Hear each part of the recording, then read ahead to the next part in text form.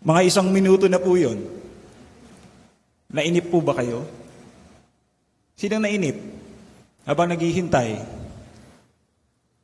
Kala nyo may technical issues? Pero actually, kasama sa plano namin ni Balong at ni Joseph, na paghintayin kayo na at least 1 minute. Taas ang kamay ng mga nainip. Kasi dapat may nangyayari na. Preaching na, Pastor, magsalita ka na. Wala pa kami natatanggap. Sino dito yung malapit ng mainis? Kasi dapat, Pastor, organize tayo. Walang dapat nang nangyayaring ganyan. Mahirap po ba maghintay? Yes or no? Ang unang plano namin, 2 minutes eh. Baka mamaya, sabihin niya sa akin, Pastor, bilisan natin. Ano na? Eh pag 5 minutes kaya, 10 minutes, baka umakit na po si Tito Raul ulit. Sabihin, Pastor, hindi mo ba kaya? Ako na lang mag-preach muna. Baba ka na. Ang hirap po maghintay, yes or no? Yes. We expect something to happen, lalo na pag may mga concern, may mga issues. And we get frustrated if nothing is happening. And that is true in our lives. Pag may nakikita tayong injustices, oppression, may naiisip na tayong solusyon, pero hindi nangyayari, tayo naiinis, naiinip, nagagalit, na frustrate. But, unknown to you, everything is going according to our plan. Hindi nyo alam, yun yung plano talaga. Unless you take matters into your own hands, then you will go against my plan. Ang mahirap doon, ako yung magpipreach eh. Unless I speak, you have to wait. Okay? Ganun din sa ating relasyon and ating buhay sa ating Diyos. Sometimes we have to wait. A lot of times we have to wait.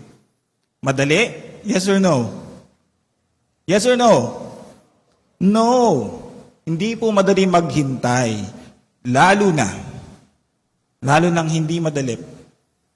Mahirap pa nga actually when God is asking us to wait while we are enduring suffering, pain, injustices.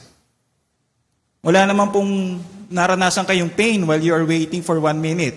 Meron po ba nagkaroon ng sakit, pain, injustice ba ang naramdaman nyo? Pastor, di ka nag-preach 1 minute na. Wala. Tama. So wala naman po nangyaring masama sa inyo. Pero, dun sa mga panahon na we are praying to God, Lord, do something about my situation. You are the Lord Almighty, all-powerful, all-knowing. Alam mo lahat. And yet, God seems to be silent. Ang mahirap doon, He is asking us to be patient and to endure in our suffering. But behind the scenes, God has His own timing. Meron siyang purpose sa ating paghihintay. Ang gusto niya is for us to remain faithful kahit na marami tayong pinagdadaan ng challenges and pains. Yun din po yung naging sitwasyon dito sa Book of James. Remember, pinag-usapan natin last time, standing up against oppression. May mga rich people who were oppressing the Christians. Yung mga rich people po, non-Christian sila, they were taking advantage of the Christians. The Christians were crying out to God. Narinig ng Diyos yung kanilang cries. Sabi niya, I will do something. May judgment na parating. Tama? And yet, the judgment do sa rich oppressor did not come immediately. So sabi ng Diyos, you have to wait. And you have to be true to me. You have to remain faithful to me kahit na naghihintay kayo. Ang title po ng ating preaching ngayon, Standing the Test of Time and Circumstances. Kasi last time ay standing up against oppression. Ngayon, ginamit ko yung standing din. Pero yung standing the test of time, usually ang meaning niyan is you remain relevant. Pero babaguhin ko po yung meaning yun. Habang tayo po yung naghihintay at kung ano man ang sitwasyon ng ating buhay, God wants us to remain faithful to Him. To patiently wait for His actions. And that is something that is quite difficult to do. Approve ba tayo dyan? Agree po ba kayo sa akin? Agree. So lahat po tayo ngayon ay mayroon pong matututunan. Amen po ba? Amen. Tayo po'y tumayo. Basahin na po natin ang salita ng ating Diyos sa James chapter 5 verses 7 to 12. Let's read. Be patient then, brothers and sisters, until the Lord's coming. See how the farmer waits for the land to yield its valuable crop, patiently waiting for the autumn and spring rains. You too, be patient and stand firm, because the Lord is coming near. Don't grumble against one another, brothers and sisters, or you will be judged. The judge is standing at the door. Brothers and sisters, as an example of patience in the face of suffering, take the prophets who spoke in the name of the Lord. As you know, we count as blessed those who have persevered. Verse 12, you have heard of Job's perseverance and have seen what the Lord finally brought about. The Lord is full of compassion and mercy. Verse 12 pala, above all, my brothers and sisters, do not swear, not by heaven or by earth, or by anything else. All you need to say is a simple yes or no. Otherwise, you will be condemned. Manalangin na po tayo. Father God, what a joy it is na kami po yung magkasama-sama ulit bilang isang simbahan, magkakapatid, Panginoon, to again listen to you, to encounter you again as you speak, as you teach us valuable lessons through your word. Ihanda niyo ang aming mga puso, Panginoong Hesus, sa aming pakikinig sa inyo. Empty us so that you can fill us up again. And we pray that your word will be as powerful as it can be.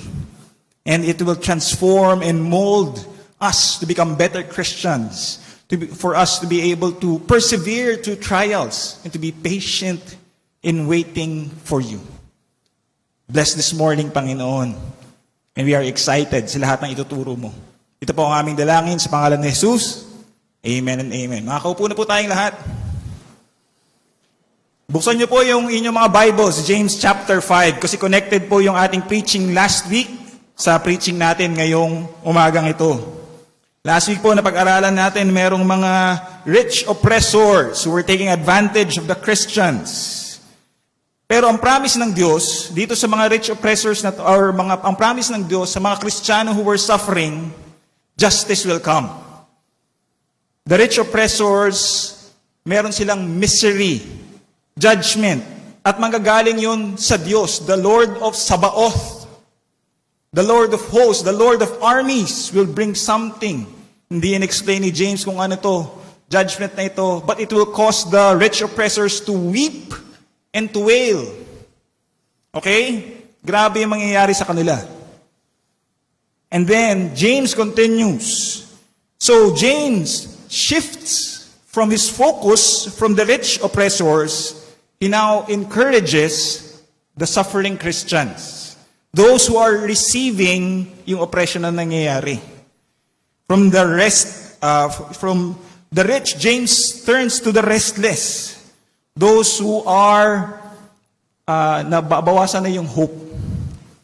So very clear dito, ang kausap niya ay mga Kristiyano na. Because in verse 7, sabi niya, be patient then, brothers and sisters. Remember, sinabi ko last time doon sa preaching, doon sa mga rich oppressors, James did not address them as brothers and sisters. Ngayon, bumalik siya, brothers and sisters. Kausap niya na yung mga Kristiyanong who are suffering. From condemnation, last Sunday, ngayon na po consolation. Ang binibigay ni James. Ang binibigay ng Diyos sa ating mga Kristiyano who are suffering. Pero ang panawagan niya, panawagan ng Diyos, be patient. Pero ang tanong, Pastor, how long will we remain patient in the midst of our suffering? Simple lamang po yung sagot. Until, gaano katagal? Until the Lord's coming. How long do we have to be patient in our suffering? Sinagot ni James, hanggang dumating ang Panginoon. So, dalawang bagay lang po ang pwede mangyari. Bumalik na si Lord while we are living, baka bukas, next week, or next year, no? So we have to be patient hanggang dumating si Lord or hanggang kunin ka na ni Lord. Ganun ang sinasabi ni James. All of our lives, we have to remain patient in our suffering. Verse 7, be patient then, brothers and sisters, until the Lord's coming. Anong klaseng patience ba yung ina-ask ng Diyos? Ano ba yung patient na word dyan? It is makruth. Makruth omeo. Yan. It is, be patient, it's makruth omeo. It is to refuse to retaliate with anger. Remember yung konteksto po, they were being oppressed by rich people who were taking advantage of them. Ang sabi ng Diyos, huwag kayong gumanti sa kanila. The justice is mine, the judgment is mine. Hindi yan nasa inyong mga kamay. So what God is asking for us Christians is to have self-restraint that does not try to get even for a wrong that has been done. Medyo mahirap. Dahil pag nasaktan ka, gusto mong gumanti. An eye for an eye, a tooth for a tooth. Pero dito, be patient. Yun pala, ganun pala kalalim yung be patient dito. Hindi lang yung basta maghintay. But to control yourself from repaying evil acts done to you by committing evil acts to them. Huwag mong do not bring matters into your own hands. The justice is mine, the judgment will come, but you have to wait. Pero pastor, ibig sabihin ba wala tayong gagawin? While there is oppression happening, hindi po. Kasi last time sabi ko, stand up against oppression. Do something. Pag may injustice, speak out. Kung may paraan for us to correct policies, systems, let's do it. Ang ayaw lang is revenge. Yung getting even.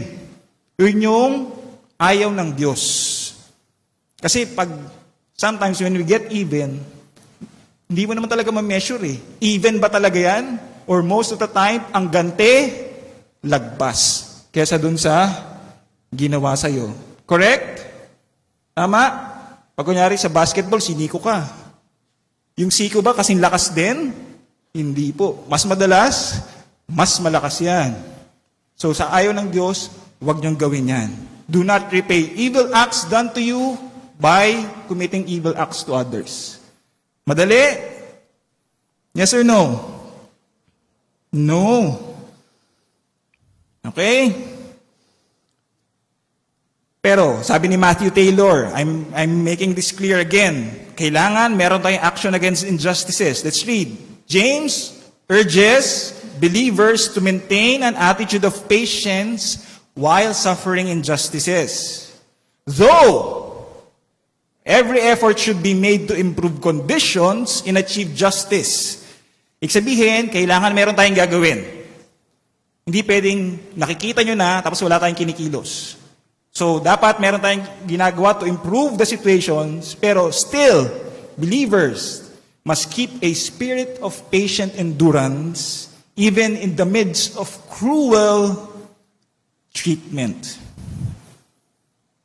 Parang ayoko na itong passage na to, Lord, Ang hirap i-apply nito. Tama? At gaano ba kaiksi? Hanggang kailan daw? Until the Lord's coming. Babalik ka na ba bukas, Lord, para hanggang mamaya ako na lang gagawin to? Kung 100 years pa, bago bumating si Lord. So from now, na na-receive natin itong message na ito, ready ka ba to apply to for the rest of your life? Yes or no? Parang konti ng yes, no? Medyo yes, pero that's the challenge for all of us. Challenge yun noon sa mga believers the time ni James and until now. So Lord, give me patience now. No? Ironic. Give me patience, Lord. Pero now na. Talaga naman tayo mga Kristiyano. So, hanggang kailan? How long do we have to wait in our suffering? Until the Lord's coming. Pero kailangan, we are still doing something to improve our situation. Okay? Ang hindi lang pwedeng gawin, revenge. Repaying evil with evil. Okay, bakit nga ba kailangan natin? Why do we need to be patient in our waiting?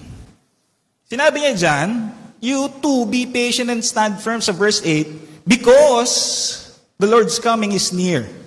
Ang reason bakit kailangan natin maging patient is the Lord is coming now or soon. Kaya lang, pastor, ilang libong taon na, gano'n na ba katagal yung sinulat yung Book of James until now? Sinabi ni James, the Lord is coming near. Ngayon wala pa. Pero yun daw yung reason. We are anticipating that there will come a time that the Lord will return. And when He returns, all our suffering will end, all our sicknesses will end, all the pains will end. So the reason why we need to wait is because there is a better future coming. When the Lord comes, everything will be better. Sinasabi ni James dito, hindi naman forever yung sitwasyon na yan. Okay? So that's the first reason. The Lord is coming near. And since the Lord is coming near, may expectations siya sa ating mga Kristiyano. Taas ang kamay ng mga Christians dito. Yan, ang dami, no? Ano expectations? Ano expectation ng Diyos sa ating mga Christians? We are to be patient. Kanina, same yon, Makruth Umeo. Ngayon, dinagdagan niya. Stand firm. Hindi lang patient, may stand firm pa. Pastor, ano yung stand firm na word na yan? Ang hirap na nga nung kanina eh. It is stay ridso. It is a support that fixes. Parang nag-harbin ka, it plants down, so deeply rooted. It is to give support, to be secure, to firmly establish, to solidly plant. So you be patient, do not take revenge, and then you solidly plant yourself. Kahit anong sitwasyon ang dumating sa iyong buhay, hindi ka matitinag. Stand firm in the Lord. Be patient and stand firm. Sa mga naghahalaman, alam natin yan na dapat may suporta yung halaman, di ba? Tsaka malalim yung pagkakaplant. Okay? Tingnan mo nga yung katabi mo. Mukha bang malalim ang pagkakaplant niyan? Or baka onting bagyo lang, tumbayan. Solidly planted ba yan? Yes or no? Sana. Okay? So, sinabi ngayon din David Gutchick, dahil tayo mga Kristiyano, ang isang expectation ng Diyos is that we have established hearts. We are solidly planted whatever happens. Let's read. The soon return of Jesus requires that we have established hearts. Dahil parating na ang Diyos, dapat tayo na-transform from glory to glory. We become more Christ-like. We become more mature. So expectation daw ng ating Diyos ay patuloy tayo lumalalim. Patuloy tayo na hindi gumaganti. Yan daw ay isang requirement because the Lord is coming near. So the reason for standing firm is that the Lord is coming near. We do not know when the Lord will return, the exact moment. But our anticipation of His coming, a better future, should lead us dito to become better in our waiting, in our perseverance while we are suffering. So naintindihan na po natin, kailangan maging patient, at ang reason kung bakit, because the Lord is coming near. Now, si James dito nagbigay ng examples kung sino yung pwede nating i-emulate or gawing model. That's our third point. Whom can we emulate in our waiting? Tatlo po ang kanyang binigay sa verse 7b and then sa 10 and 11. Yung una na tao sa 7b, sino yon? The farmer. Sabi niya, let's read verse 7b. See how the farmer waits for the land to yield its valuable crop, patiently waiting for the autumn and spring rains. Ginagamit niya po itong mga examples na ito kasi nakaka-relate yung mga tao. Mga nagtatanim sila, farmer yung mga kadalasan sa kanila. Siguro sa atin hindi masyado na nakaka-relate yung iba. Pero dito sa situation nila, alam nila agad nung in-explain ni James yan, na yung farmer daw ay patient. Patient ba ang mga farmer? What do you think? Yes. Pag nagtatanim yan, hindi ako masyadong sure, okay? Hindi kasi pa ako na-expose dyan. They prepare the soil first. Okay? Making sure na conducive yan para tumubo yung halaman. So they prepare the soil first, tapos nagtatanim, tapos tinatanggal yung mga weeds, tapos dinidiligan. Bukas na bukas, may halaman na agad, may prutas na. Yes or no? Hindi po. Ang explanation nga dito, autumn and spring rains. Sa panahon kasi na yun, meron dalawang season. Kung saan, pag ikaw ay nagtanim, dun halos tumutubo yung mga plants. That is in October and November, yung una, I think that's autumn. So dun sila nag-uumpisa magtanim. And then yung susunod, yung spring, that comes in April and May. Ganun kahaba bago sila umani. The farmer patiently waits for the rains to come. Twice a year daw, parang season. So sabi dito ni Mufat, the farmer had to wait for this rainfall twice in the year. But although he could do nothing to bring it, he did not lose heart. Pagtanim niya, wala na siyang magagawa. He cannot do anything to bring the rain. He just waits on the Lord. He hopes na darating yung ulan. Pinapa sa Diyos niya na. He did his part. He prays to God, Lord, bring rain, and then he waits. Sometimes he is suffering while he waits. Why? Nagugutom na yung pamilya. Pero wala siyang magawa. Walang ulan eh. Hindi pa ani. Kailangan maghintay sa pagkilos ng Diyos. Pero dito, sabi yan, provided that he was obeying the will of his God. He was doing the purpose of God sa kanyang buhay. So he waits on the Lord. The hardworking farmer shows us an example of patience. James called his readers to the same demonstration of trust of this farmer as he waits, sometimes in suffering, for the fruits to come. Are you a farmer? No. But we should all be patient as the farmer is. That's the first. And then second, that's verse 10. Brothers and sisters, sabi niya ganyan. As an example of patience in the face of suffering, take the prophets who spoke in the name of the Lord. That's the second example, mga propeta na tinawag ng Diyos who answered the call of the Lord sa kanilang buhay, and they spoke the message of God. And yet they faced suffering. Were they patient? Did they endure? Yes. Marami pong mga propeta, bata pa lang tinawag na, hanggang sila ay lumaki na, mamamatay na, propeta pa rin sila.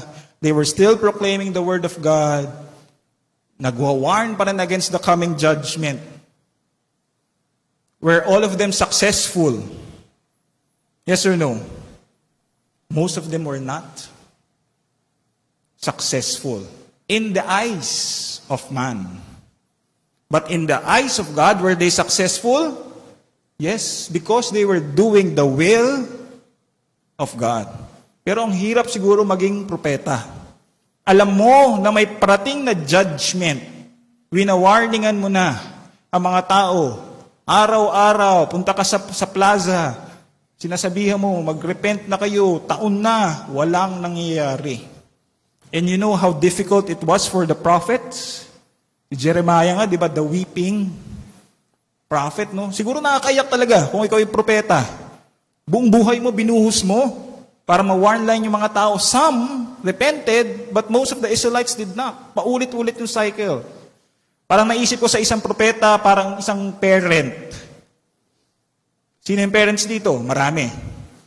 Imagine niyo yung anak nyo, may ginagawang something dangerous. Naglalaro siguro ng kutsilyo or kung ano man. Alam mo, pag nagpatuloy siya dyan, masasaktan siya. Sasabihin mo ngayong anak mo, anak, stop.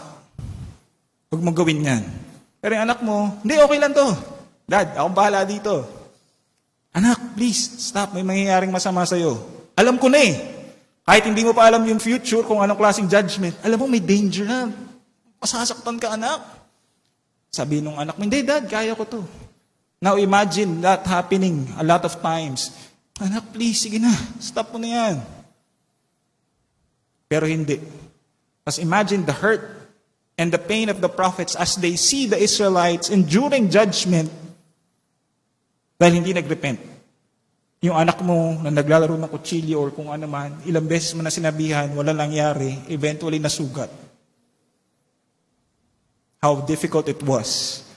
They were suffering, but yet, sabi ng Diyos dito sa verse 11, as you know, we count as blessed those who have persevered in the name of the Lord. Itong mga propeta na daw na ito, yung word na blessed dyan, they are counted to be happy. Happy. Sa pananaw ng Diyos, happy ang Diyos dito sa mga tao na to. They were obeying the will of the Lord. They patiently did what was asked of them. They waited for the result. Sometimes hindi nakukuha. They get frustrated and yet they kept on doing it. Pero sabi ng Diyos sa pananaw niya, these people are blessed because they persevered in their suffering. Ito mga propeta.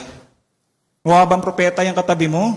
Kanina farmer, ngayon prophet naman. Enduring ba yan? Kahit na may suffering na. Ilang beses na tayo nag-share ng gospel? Ilang beses na tayo nag-medical mission, nagpunta ko saan-saan, nag-attempt ng small groups. And yet sometimes we are, 50% ba success rate natin? Baka hindi. No? Sa dami ng shineran mo, ilan yung nag-accept dyan? 20%, 30%, ang onti lang. And yet we persevere. We keep on doing things for the Lord because ang call niya is to make disciples no matter what the situation. Sumusunod ka sa Diyos, patiently waiting, then you are blessed. Sabihin mo sa katabi mo, sumusunod ka ba? Then you are blessed. Sabihin mo sa katabi mo, you are blessed if you keep on obeying the Lord. Yun ang sabi dito. When you persevere, you will be counted as blessed by God. Now, meron pa example. Kanina, farmer, ngayon prophets, and then, sino tong character na to sa Bible? Let's read, 1, 2, 3. You have heard of Job's perseverance and have seen what the Lord finally brought about. If you do not know Job, some of us of course know, si Job po isang character in the Old Testament. He was a rich person. He had everything, a wife, children, business, malaking estate, but the Lord allowed him to be tested. Okay? Lumapit si Satan. Sabi, I will test. Pinagyabang ng Diyos si Job, no? Look at my servant Job. Sabi ni Satan, okay, allow me to test him. And God said, okay, you can do anything to him, but wag mo lang siya papatayin. Ano nangyari sa kanya? Mga anak, namatay. Yung business, yung mga tupa, nawala lahat. Yung health, nawala din. Nagkaroon ng boils sa katawan. Yung asawa na dapat supportive, anong sabi ng asawa niya? May kasalanan ka kasi. Okay? Yung dapat, di ba? Yung mga kaibigan, ganun din ang sinabi. Mag-repent ka. May kasalanan ka kasi. So, isipin mo kung ikaw si Job. Yung term na pinagtakluban ng, ano ba yun? Basta yun. Parang kang ng langit, no? And yet, Job did not curse God. Sinasabi may kasalanan ka. Sabi ni Job, alam ko wala akong kasalanan eh. But he persevered in his faith sa Diyos, kahit na ganun yung kahirap ang pinagdaanan niya, kahit sinisisi siya ng mga friends niya, nung asawa niya ay hindi siya sinuportahan, he kept on persevering, waiting, being faithful to the Lord. Eventually, the Lord brought about something to him. Ano yung nangyari in the end? Nagkaroon na siya ng mga anak ulit, na-regain yung business, mas malaki pa. Why? Because even in our suffering, meron dito nakasulat. Sa verse 11, pakibasa. 1, 2, 3, sa verse 11. The Lord is full of compassion and mercy. That's the promise to us. While we are being tested by time, if God wants us to wait, and being tested by the circumstances in our lives, by the situations in our lives, by injustices, unfair treatment. Sabi, the Lord is full of compassion and mercy. That is where we should draw our strength. Tingin sa Panginoon.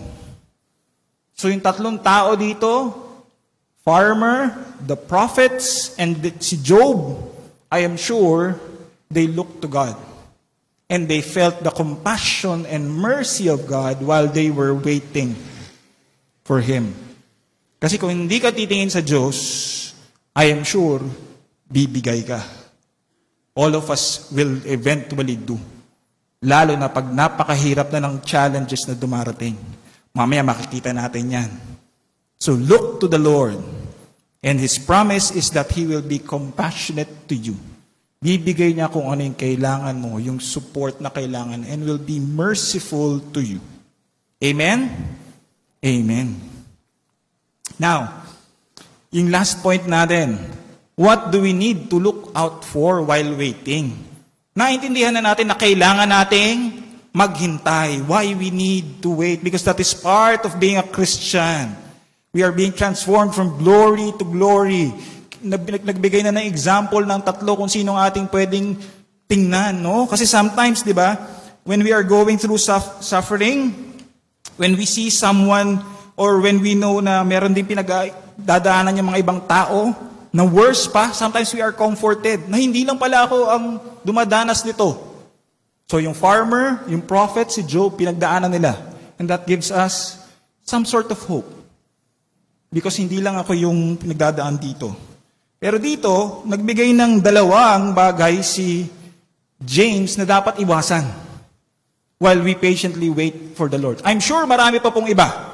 But James focuses on two things. First, let's read.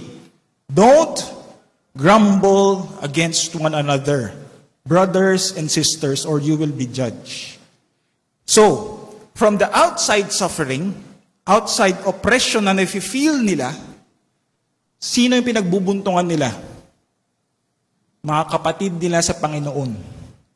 They are hurt people. Sila'y nakakaranas ng pains and sufferings. What do? They hurt their brothers and sisters. Hurt people, hurt people. Ang mga taong may pinagdadaanan, kadalasan yan, hahanapan ng pagbubuntungan. So what do now? They grumble against one another. Within the church, from outside, they bring into the church, to the fellowship, yung mga issues nila, tapos nagkikreate sila ng chaos dun. Nawawala yung unity. Because they are suffering. May pain sila, lumalabas ngayon sa fellowship. Yun yung ayaw ni James. Sabi dyan, do not do it or you will be judged. The judge is standing at the door. Yung grumble dyan, it is stenadso. It is to sigh or to groan. It speaks of inner distress more than open complaint. Ibig sabihin, itong mga tao na to, maraming sinasabing pabulong-bulong. Kaya sa Tagalog, sa Magandang Balita Biblia, huwag kayong magbulong-bulungan dyan. Okay? Ganon-ganon. Meron ba kayong kilalang ganyan? Daming mga grumbling, groaning. May hurts, pero nilalabas dun sa mga brothers and sisters through grumbling and groaning. Ay, ang daming sinasabi. Okay? So sabi dito ni David Guccic, ay ni Donald Burdick, what is forbidden is not the loud and bitter denunciation of others. Hindi yun yung pinagbabawal. Kasi nga pinapakall out yung mga injustices eh. Pag may injustice, you speak out, you rebuke ng mga injustices. Okay yun. Ang problema dito, yung unexpressed feeling of bitterness inside of us because of our situation, or the smothered resentment Dahil mayroon tayong pinagdadaanan niyan, lumalabas ngayon sa groans or sighs, bulong-bulungan that affects the fellowship. You can call out injustices, pero dito, yun yung isa sa pinagbabawal or sinasabi ng Diyos na huwag nating gawin. Nakaka-apekto kasi yan doon sa unity of the fellowship. And that's not healthy, overall. So that's the first thing. Do not grumble against each other. Second, ano yung sa verse 12? Above all, my brothers and sisters, do not swear, nor by heaven or by earth or by anything else. All you need to say is a simple yes or no, otherwise you will be condemned. Ano yan, pastor? Do not swear. Nagmumura? Hindi po. Yung swear dito is taking an oath. Do not make promises, do not make oaths. Now, ganito po kasi yung nangyayari. When we are faced with suffering and pain and challenges, we make compromises pag hindi tayo matibay. Correct? Yes or no? Yes. So sometimes, yung words natin, yung promises natin, nagko-compromise tayo dyan. Dati sinabi mo, no, but because of the suffering, the pressure and pain, mag-give in ka na, sasabihin mo na, yes na nga. Okay? So yung integrity ng salita ng mga Kristiyano dito, nawawala na. Because of the suffering and the challenges that they are experiencing. Okay. Ang problema dyan, paulit-ulit na nangyayari to dun sa mga Kristiyano. Sasabihin nila, yes, pag na-pressure, may naramdaman na suffering, sige na nga, no na nga. So yung mga Kristiyano, wala ng integrity of their word. So what they do now to convince that they are speaking the truth is they make oaths. Kasi hindi na po pinapaniwalaan yung yes nila at yung mga no nila. Tainted na po ang kanilang mga salita. Gagawin mo ba to? Yes. Ay, hindi na paniniwalaan yan. Ay, si Dennis na nagsabi niyan, yes daw. Bukas no na yan. Wala na, hindi na believe yung mga tao. So the mere fact na umabot sila sa punto na kailangan nila mag-promise, cross my heart, hope to die, kung ano mang oath na yan. Di ba? Ganyan yung mga bata. Sabihin, hindi na sila pinaniniwalaan. Because they were not standing against yung time and yung circumstances nila. Their words, wala nang integrity, now they have to make oaths. Kaya sabi sa Enduring Word Commentary, rather than employing an oath to convince people that a statement is true, the Christian should let his yes be yes and his no be no. He should be honest in all his speech, even during severe trials and sufferings. Kahit daw anong pinagdadaanan mo, you have to be true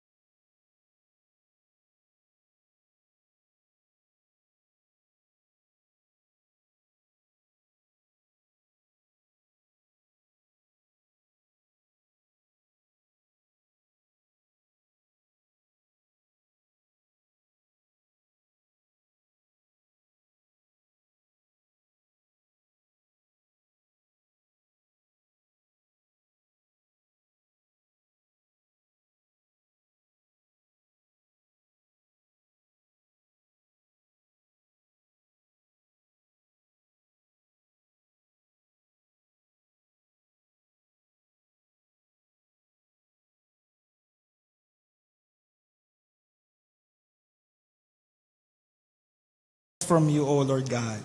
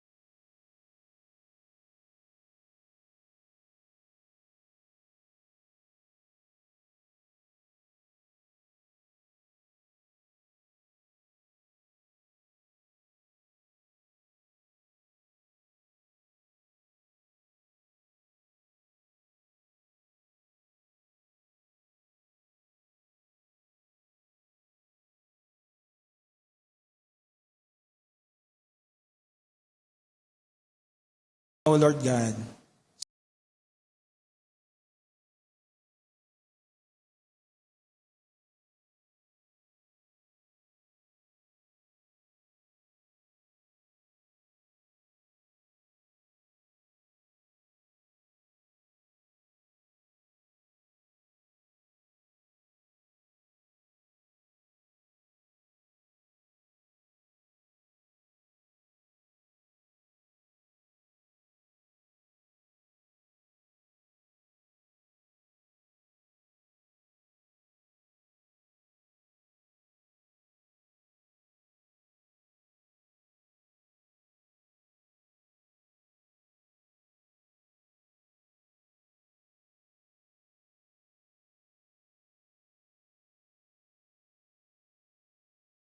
Ten,